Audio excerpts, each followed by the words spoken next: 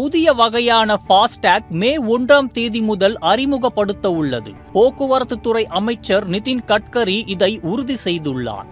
இதன் மூலம் ஃபாஸ்டேக் பயன்படுத்தும் முறை மற்றும் கட்டணம் வசூலிக்கும் முறை முழுமையாக மாற்றம் பெறுகிறது. இந்தியாவில் தேசிய நெடுஞ்சாலைகளில் செயற்கைக்கோள் அடிப்படையிலான டோல் கட்டண முறைகள் விரைவில் அறிமுகப்படுத்தப்படும் என்று அறிவிக்கப்பட்டுள்ளது. இது முறைகேடுகளை தவிர்ப்பதற்காக வருகிறது. இந்திய தேசிய நெடுஞ்சாலை ஆணையம் இந்த புதிய முறையை விரைவில் அறிமுகப்படுத்தும் என்று நிதின் கட்கரி தெரிவித்தார். இந்த புதிய ஃபாஸ்டேக் விதிகளின் கீழ் இந்திய ரிசர்வ் வங்கி ஃபாஸ்டேக் மற்றும் நேஷனல் காமன் மொபிலிட்டி கார்டை இ-பேமெண்ட் கட்டமைப்பில் இணைத்து உள்ளது.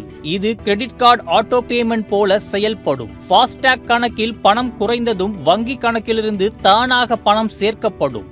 இதனால் ஃபாஸ்டேக் ரீசார்ஜ் செய்வதில் தொல்லை இல்லாமல் பயனர் அனுபவம் மேம்படும்.